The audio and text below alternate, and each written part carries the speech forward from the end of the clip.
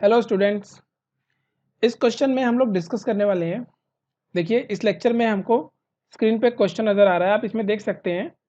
यहाँ पे एक स्क्वायर प्लेट है, ये स्क्वायर प्लेट है जिसके चारों कॉर्नर पे क्यू क्यू क्यू और क्यू चार्ज आपको गिवन है।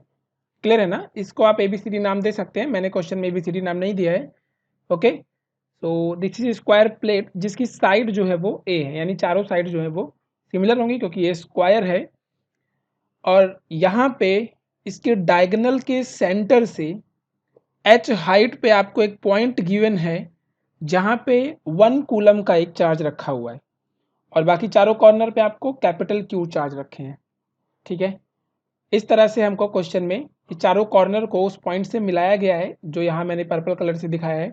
क्वेश्चन में क्या पूछा गया है, what should be the magnitude of capital Q, मतलब हमें कैपिटल Q सॉल्व करके निकालना है। Okay, in order that the unit charge remain in equilibrium, मतलब Q की, इन सभी Q की कितनी वैल्यू रखी जाए कि ये 1 कूलम का चार्ज जो है वो इक्विलिब्रियम में रहे। इक्विलिब्रियम में रहने का मतलब ये है कि चारों की वजह से जो नेट फोर्स लग रहा है उस पे वो जीरो हो। इक्विलिब्रियम का यही मतलब होता है। क्लियर है ना? तो मैंने किसी एक चार्ज की वजह से, किसी भी एक चार्ज की वजह से इस पे लगने वाला फोर्स कैलकुलेट कर लूंगा। क्लियर है ना? क्योंकि ये स्क्वायर है तो इस पॉइंट की सभी चार्ज से सेपरेशन सेम होगी क्योंकि एक स्क्वायर है, इसके कॉर्नर का उसके सेंटर के हाइट पे बिल्कुल सेम डिस्टेंस आएगी। ओके, तो एक एक की वजह से सॉल्व कर लूंगा, फिर मैं उसे 4 से मल्टीप्लाई कर दूंगा, मुझे नेट फोर्स जो है वो मिल जाएगा। ओके, तो देखते हैं हम यहाँ पे क्या होगा। और इसका जो मास है आप यहाँ देख सकते हैं, इस 1 कूलम चार्ज का मास आपको m गिवन है। क्वेश्चन में 1 कूलम चार्ज का आपको मास गिवन है m, तो मैं यही लिख देता हूँ m मास है इसका।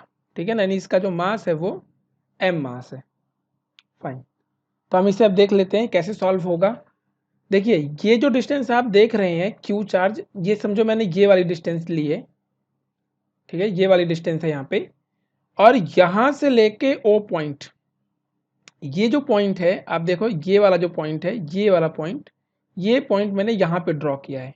ठीक है ना, तभी तो ये 90 डिग्री हमको नज़र आ रहा है। ये 90 डिग्री ये वाला पॉइंट है, ये O पॉइंट है। ये जो वर्टिकल हाइट है वो यहाँ पे है, और ये जो ब्लू लाइन है, आउटसाइड वाली ब्लू लाइन, ये ब्लू लाइन, ये ब्लू लाइन है। ठीक है, अब ये डिस्टेंस मैंने a/√2 लिखी है। कैसे? देखिए, ये टोटल a है, ये डिस्टेंस a है, और इसके परपेंडिकुलर ये डिस्टेंस a है। क्योंकि एक स्क्वायर है तो स्क्वायर का डायगोनल कितना होता है? स्क्वायर का डायगोनल होता है a√2। ठीक है ना, स्क्वायर का डायगोनल होगा a√2, और उसका हाफ कितना होगा? उसका हाफ होगा a√2 डिवाइडेड बाय 2। तो हम इसको क्या लिख सकते हैं? a√2 बाय √2 इंटू √2, ये कैंसिल, तो हमें मिल जाता है a/√2। तो इसलिए मैंने ये डिस्टेंस a/√2 यहाँ पे लिख दी है। ओके, तो चलिए आगे बढ़ते हैं हम लोग क्वेश्चन के सॉल्यूशन की तरफ।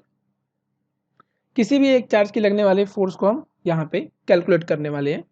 तो समझो ये जो Q है ये फोर्स लगाएगा रिपल्शन का, क्योंकि पॉजिटिव चार्ज है, तो ये सपोज इस तरफ को एक फोर्स लगा रहा है, इस तरह से ये फोर्स उसने लगाया है।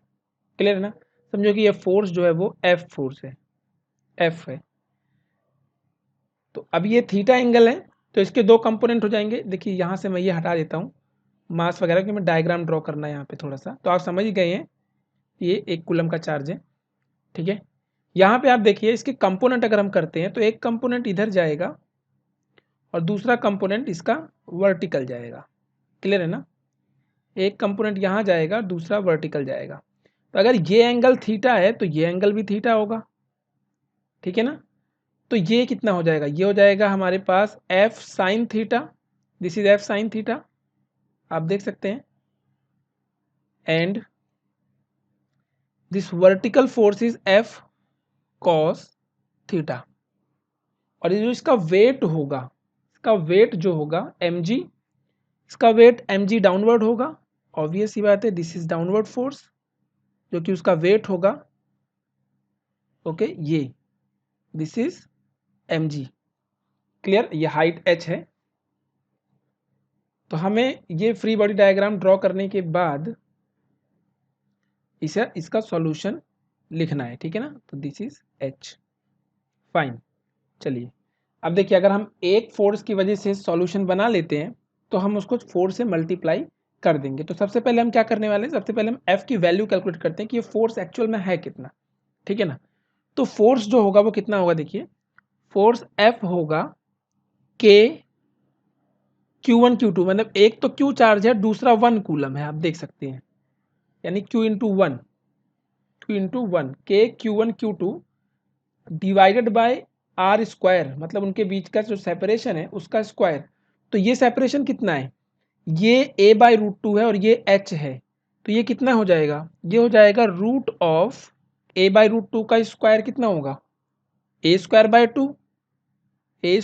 2 plus h square, Pythagoras equation से आप यहाँ देख सकते हैं कि पाइथागोरस इक्वेशन से आता है, ठीक है।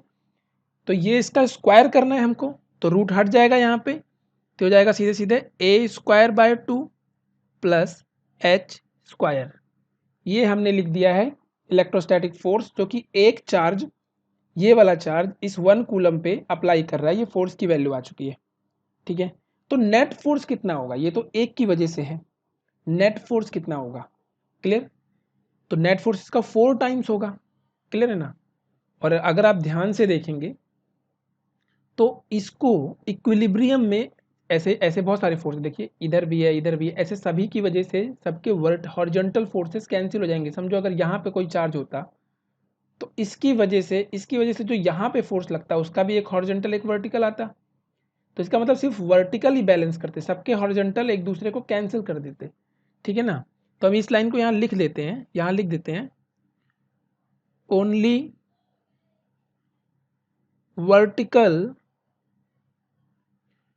vertical components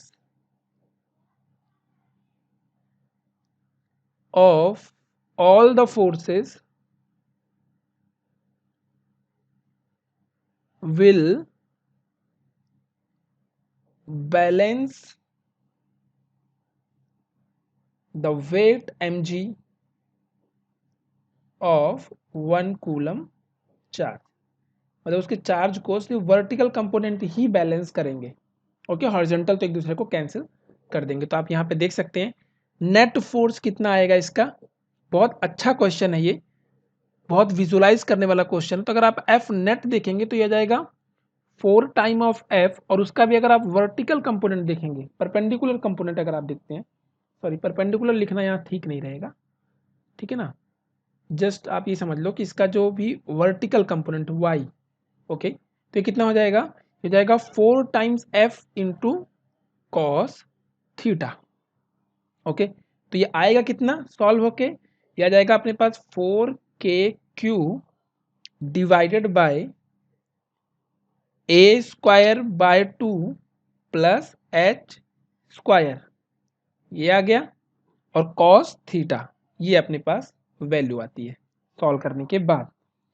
अब सवाल ये है कि इस ट्राइंगल से कॉस थीटा कितना होगा, ठीक है ना, ये भी थीटा है, इस ट्राइंगल से कॉस थीटा वो कितना होगा। आप देख सकते हैं इस ट्राइंगल से कॉस थीटा कितना होगा, तो कॉस थीटा हो जाता है बेस। तो इस ट्राइंगल में बेस कौन सा होगा, ये बेस होगा क्या, नहीं, ये बेस होगा, ओपी बेस होगा, क्लियर, क्योंकि जिसके साथ जिस लाइन के साथ थीटा होता है वो बेस होता है, तो दिस इज द बेस। तो हम लिखेंगे ये कॉस थीटा की जगह पे हम लिख सकते हैं, देखिए नेक्स्ट लाइन में लिखते हैं, नेक्स्ट लाइन में लिखते हैं हम इसको, क्या आएगा देखिए, एफ नेट की जगह पे हम क्या लिख दें, हमें पता है कि एफ नेट जो है, सिचुएशन कैसी है, देखो सिचुएशन ऐसी है, एफ नेट वर्टिकल में लग रहा है इस तरह से, ये लग रहा है अपने पास एफ नेट, ठीक है ना, और जो भी वेट है इसका जो वेट है वो लग रहा है डाउनवर्ड, ये वाली सिचुएशन है।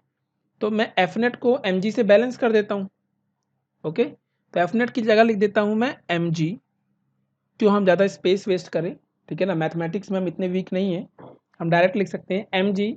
एम जी किसे बैलेंस करा जरा देखिए, ये आएगा answer 4KQ divided by a² by 2 plus h square, ये तो ठीक है, सॉरी ये तो ठीक है, ओके। यहाँ पे हम क्या लिख देंगे, cos theta is base h divided by hypotenuse, ये root of a square by 2 plus h square, आप यहाँ पे इसको देख सकते हैं, ठीक है ना, ये सॉल्व होके आता है। ओके, बहुत बढ़िया।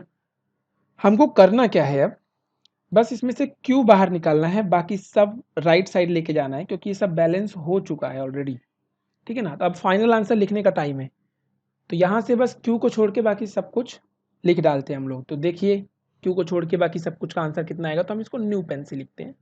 चलिए इसको रेड पेन से लिखते हैं, ठीक है। तो अपने पास आ जाएगा क्यू का जो आंसर आएगा, थोड़ा इसको स्क्रीन को ऊपर करते हैं ऐसे।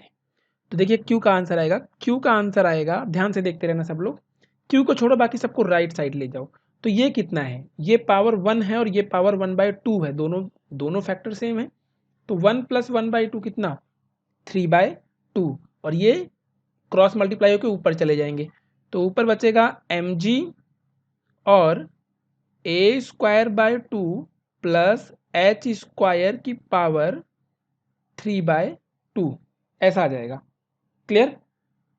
और कुछ रह गया क्या? बस अब नीचे क्या बचता है, देखिए नीचे बचता है हमारे पास, यहाँ पे यहाँ बचता है हमारे पास 4, क्यू तो हमने कॉमन ले लिया, क्यू तो हमें सॉल्व ही करना था, के एच, बस यही हमारा आंसर है, ठीक है ना, जिसकी हमें तलाश थी वो आंसर यही है जिसके लिए हमने ये सॉल्यूशन बनाया है।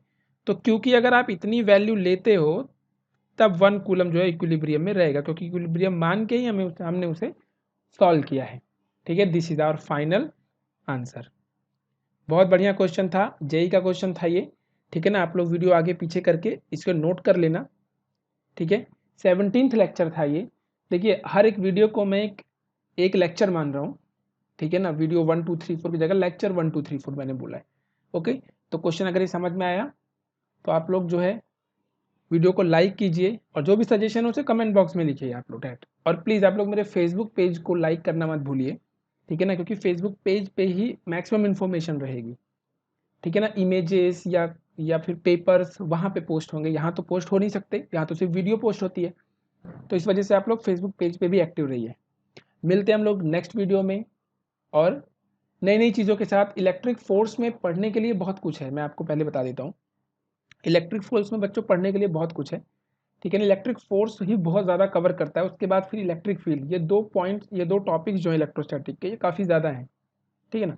उसके बाद के पॉइंट्स जो हैं वो उसमें इतना ज़्यादा हमें पढ़ना नहीं है, मतलब थ्योरी के नाम पे बहुत कम है, जो भी है सब न्यूमेरिकल ही है। फाइन, तो मिलते हैं हम लोग नेक्स्ट वीडियो में, तब तक के लिए बाय एंड टेक केयर।